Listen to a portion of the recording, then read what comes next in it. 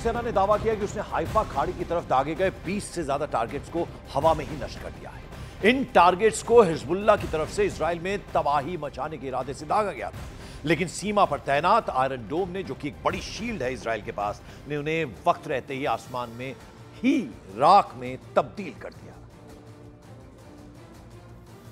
तो आप देख रहे हैं किस तरह से हवा में आयरन डोम, चूंकि एक बड़ी शील्ड, एक ढाल की तरह काम करता है इजराइल के लिए, तो उसने वक्त रहते ही आसमान में ही इन तमाम जो तबाही मचाने के लिए हिजबुल्लाह की तरफ से ये मिसाइल्स दागी गई थी, उन्हें वहीं पर नेस्ता नाबूद कर दिया। तस्वीरों में आप देख रहे हैं, हालांकि कुछ जो हैं वो ज़मीन पर भी गिरते हैं, लेकिन ये जो दावा किया गया था हाइफा की खाड़ी की तरफ से जो 20 से ज़्यादा टारगेट हवा में नष्ट कर दिए, इन टारगेट्स को हिजबुल्लाह की तरफ से इजराइल में तबाही मचाने के इरादे से दागा गया था, लेकिन चूंकि आयरन डोम है, आसमान में ही इन मिसाइल्स को नष्ट कर दिया गया।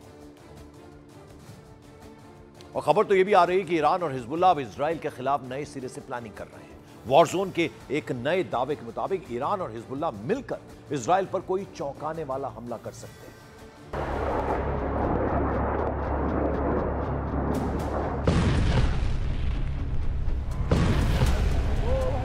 इजराइल में नए अलर्ट उस रिपोर्ट के बाद से शुरू हुए हैं जिसमें दावा किया गया है कि 19 अक्टूबर को हुए हमले में पीएम नेतन्याहू के बेडरूम तक रॉकेट की बौछार की गई थी।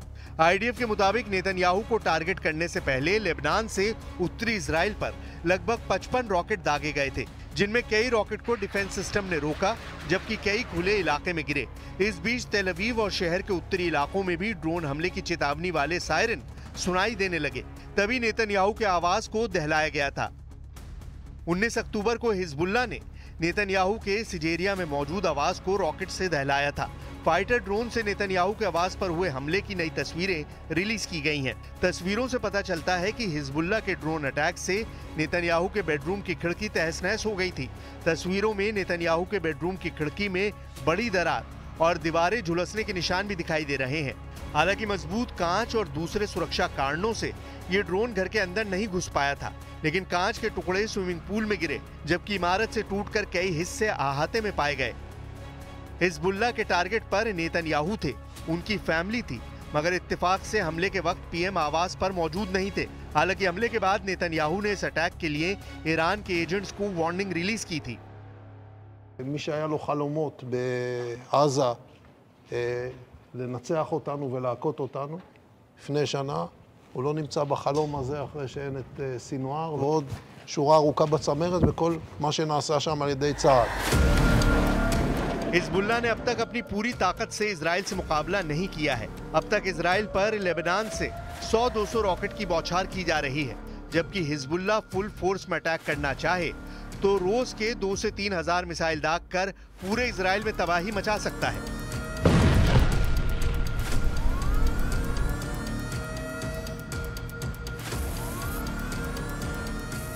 अमेरिका के पूर्व अधिकारियों और ईरानी सूत्रों के मुताबिक ईरान और हिजबुल्लाह एक साथ मिलकर इजराइल पर हमला करने जा रहे हैं। दावा किया जा रहा है कि हमला इतना बड़ा और भीषण होगा कि इजराइल का एयर डिफेंस सिस्टम आयरन डोम हिजबुल्लाह के रॉकेट और ड्रोन हमलों को रोक नहीं पाएगा। वहीं ईरान की तरफ से भी दावा किया जा रहा है कि इजराइल पर डबल अटैक के दौरान इजराइल को अमेरिका से मिला मिसाइल डिफेंस सिस्टम थार्ड भी नाकाम साबित होगा। यानी हमले में इतनी ज्यादा मिसाइलें, ड्रोन और रॉकेट ईरान और हिजबुल्लाह इस्तेमाल करेंगे कि इजराइल और अमेरिका दोनों के एयर डिफेंस सिस्टम डबल हमलों से भस्म हो जाएंगे। इसलिए इसे ईरान हिजबुल्लाह का ऑपरेशन कयामत कहा जाने लगा है। سامانه تاد یک سامانه ضد بالستیک جدید هم نیست، قبلا هم بوده و اینا بیشتر ما در راستای جنگ روانی ارزیابی بکنیم. مشکل خاصی نیست. تهدیدهای رژیم صهیونیستی رو شما هیچ کدوم جدید نیست که، کدومش جدیده؟ पूर्व वरिष्ठ अमेरिकी रक्षा अधिकारी डाना स्ट्रोल ने फाइनेंशियल टाइम्स से बात करते हुए कहा है कि अगर ईरान और हिजबुल्लाह ने एक साथ मिलकर इजराइल पर हमला किया तो इजराइल की हवाई सुरक्षा चरमरा सकती है। डाना स्ट्रोल ने दो टूक कहा कि मान लीजिए ईरान का हमला हुआ और इजराइल उसका जवाब देता है, लेकिन तभी हिजबुल्लाह भी इसमें शामिल हो जाता है, तो फिर इजरायली सेना के सामने बहुत बड़ी मुश्किल खड़ी हो जाएगी। इजराइल के एयर डिफेंस सिस्टम लंबे समय तक ईरान और हिजबुल्लाह के जॉइंट अटैक के सामने टिक नहीं पाएंगे। वहीं इजराइल एरोस्पेस इंडस्ट्रीज के सीईओ बोज लेवी का दावा है कि उनकी कुछ यूनिट्स हफ्ते में 7 दिन 24 घंटे इजराइल के एयर डिफेंस सिस्टम से जुड़ी मिसाइलें और कंट्रोल सिस्टम का प्रोडक्शन कर रही हैं। इजराइल एरोस्पेस इंडस्ट्रीज यानी IAI मिसाइल इंटरसेप्टर बनाती है, जिसका इस्तेमाल इजराइल अपने एयर डिफेंस सिस्टम में करता है। इजराइल ने अपनी सुरक्षा के लिए इन एयर डिफेंस सिस्टम की मल्टी लेयर्ड तैनाती कर रखी है। इजराइल का आयरन डोम जो कि शॉर्ट रेंज मिसाइलों को हवा में ही इंटरसेप्ट करता है, जबकि डेविड स्लिंग मीडियम रेंज की मिसाइलें और एरो सिस्टम लॉन्ग रेंज की बैलिस्टिक मिसाइलों को इंटरसेप्ट करने का काम करता है। 7 अक्टूबर 2023 को जब हमास ने इजराइल पर हमला किया था, तब से अब तक गजा और लेबनान की ओर से 25,000 से अधिक मिसाइलें और रॉकेट इजराइल की ओर दागे जा चुके हैं। लेकिन इजराइल अपने सुरक्षा कवच के दम पर हर फ्रंट पर दुश्मनों से मुकाबला कर रहा है।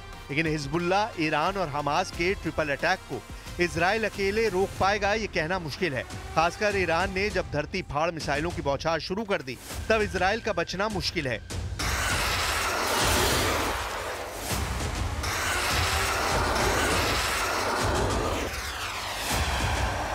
ईरान और इजराइल में डायरेक्ट वॉर की टेंशन बढ़ चुकी है जब से इजराइल के हमले का प्लान लीक हुआ है। तेहरान में आर्म्ड फोर्सेस अलर्ट मोड में है। सैटेलाइट तस्वीरों और दूसरी खुफिया जानकारियों के आधार पर तैयार किए गए सीक्रेट डॉक्यूमेंट लीक होने के बाद से अमेरिका भी इजराइल पर खफा है। यूएस नेशनल सिक्योरिटी काउंसिल प्रवक्ता जॉन किर्बी ने वॉर प्लान लीक होने पर नाराजगी का इजहार भी किया है। मतलब इजराइल को हर मोर्चे से मायूसी मिल रही है। इजराइल जितना तकलीफ में आएगा, उसके दुश्मनों के लिए उतना ही खतरा बढ़ता जाएगा, ये भी तय है। इजराइल जख्मी होने के बाद ज्यादा खूंखार और घातक हमले के लिए कुख्यात है।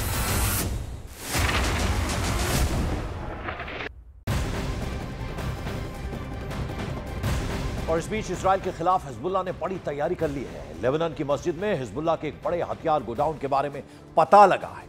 इजरायली सेना ने यह दावा किया कि हिजबुल्लाह ने लेबनान की एक मस्जिद में ग्रेनेड लॉन्चर और मिसाइलों का बड़ा जखीरा छिपा कर रखा है। ग्राउंड ऑपरेशन के दौरान इजरायली आर्मी ने वहां से ग्रेनेड लॉन्चर, मिसाइल, RPG, लड़ाकू जैकेट, कॉर्नेट मिसाइल और दूसरे कई सारे हथियार भी बरामद किए हैं। एक बड़ा जखीरा बरामद हुआ है।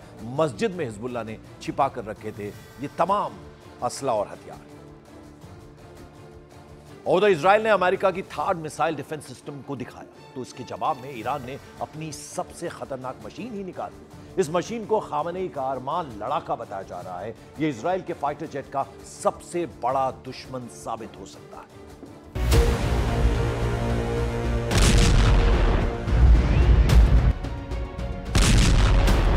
इजराइल का F-35 टेक ऑफ करेगा। F-35 ईरान के एयर स्पेस में पहुंचेगा।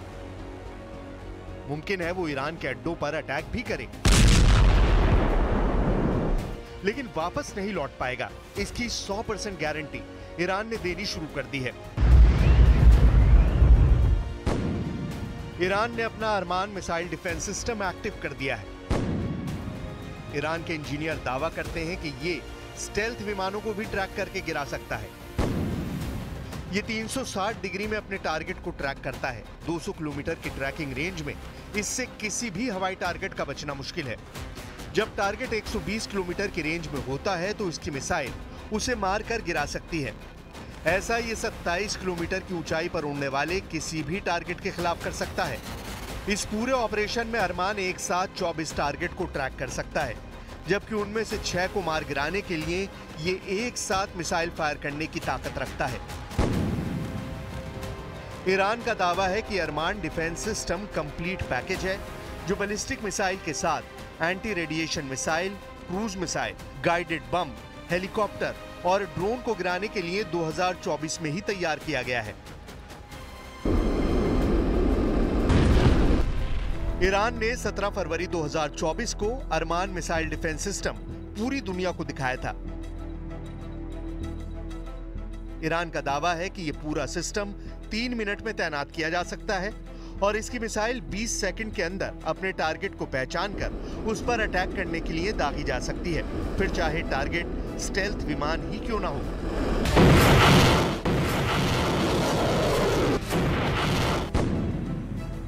अरमान मिसाइल डिफेंस सिस्टम में सैयाद 3F नाम की मिसाइल इस्तेमाल होती है। 6 मीटर की ये मिसाइल 1000 किलो वजन की है और ये 120 किलोमीटर के दायरे में अपने आसमानी टारगेट पर जाकर फट जाती है। इजराइल इस वक्त बेहद गुस्से में है। वो 1 अक्टूबर को ईरान की बैलिस्टिक मिसाइल वाले हमले का करारा जवाब देना चाहता है, उसका बदला लेना चाहता है और ये फैसला बिन्यामिन नेतन्याहू को करना है। पूरी दुनिया की नजर उनके इस फैसले पर टिकी है क्योंकि इसके बाद युद्ध का एक नया अध्याय शुरू होगा। इसलिए इजराइल ने उतार दिया है अपना सबसे खतरनाक फाइटर जेट F-35 जो उसे अमेरिका से मिला है। इसका मुकाबला करने के लिए दावा किया जा रहा है कि ईरान को मिल गया है रूस का S-400 एयर डिफेंस सिस्टम।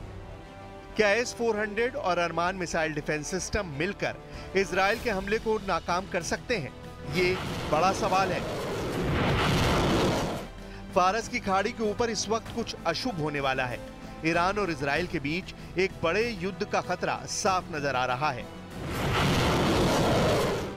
अगर युद्ध हुआ तो F-35 और S-400 इन दोनों की टक्कर जबरदस्त होने वाली है। इस युद्ध में सबसे नए हथियारों के मुकाबले की 100% गारंटी है। साथ में 2 सुपर पावर अमेरिका और रूस के हथियारों का ऐसा मुकाबला हो सकता है जो दुनिया ने यूक्रेन की जंग में भी नहीं देखा।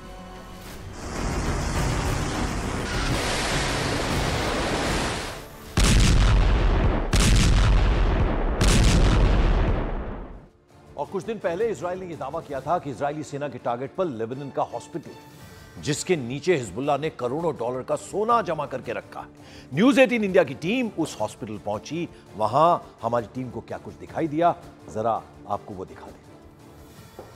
तो न्यूज़ 18 इंडिया की टीम पहुंची है अल सहेल हॉस्पिटल के अंदर, जिसके बारे में बताया जा रहा है कि हिजबुल्लाह का यहाँ पे बंकर रहा है और ख़ास तौर से सैयद हसन नसरुल्लाह ने यहाँ पे अंडरग्राउंड एक बंकर बनवाया था इस हॉस्पिटल के नीचे, जिसमें सोना और डॉलर्स छुपाए रखे गए हैं। और असल हकीकत क्या है ये हम जानने की कोशिश करेंगे। हालांकि ये लगातार सर्वेलेंस पे हैं इजरायली फोर्सेस के, लेकिन हम कोशिश करेंगे यहाँ पे देखने की। हो सकता है कि यहाँ पे अंदर कोई इस तरीके का हाइड आउट हो, तो कोशिश करेंगे हम यहाँ इस हॉस्पिटल में जाने की।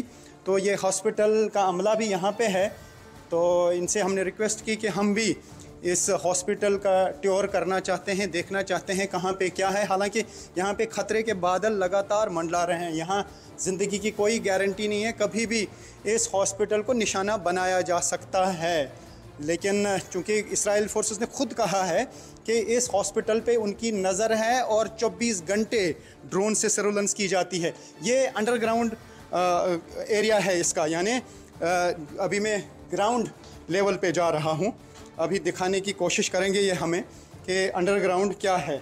इसके कई फ्लोर जो हैं अंडरग्राउंड हैं ज़रूर। अब ये दिखा रहे हैं मिस सलमा अवाली थिएटर्स हैं, ऑपरेटिंग थिएटर्स हैं, ये आप देख सकते हैं। और उसके बाद नीचे ये मुझे ले जा रहे हैं और न्यूज़ 18 इंडिया की ये वर्ल्ड एक्सक्लूसिव रिपोर्ट है उस हॉस्पिटल से, जिसके बारे में इजरायली फोर्सेस ने साफ बता दिया है कि इसके नीचे एक हाइड आउट है, इसके नीचे एक बंकर है जिसमें डॉलर्स और सोना रखा है हिजबुल्लाह ने। ख़ास तौर से हिजबुल्लाह के जो चीफ रहे हैं सैयद हसन नसरुल्लाह, कहा जा रहा है कि वो जहाँ पर रहते थे यहाँ से वहाँ तक बिल्कुल एक टनल जाती है। लेकिन ये हमें दिखा रहे हैं कि ये है ऑपरेशन थिएटर्स जो इसके ग्राउंड फ्लोर्स पे है।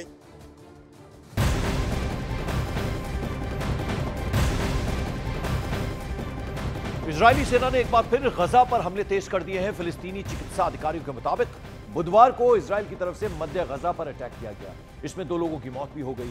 फिलिस्तीनी स्वास्थ्य मंत्रालय के मुताबिक इजराइल और हमास की जंग में पिछले 1 साल में 42,000 से ज्यादा लोगों की मौत हो चुकी है।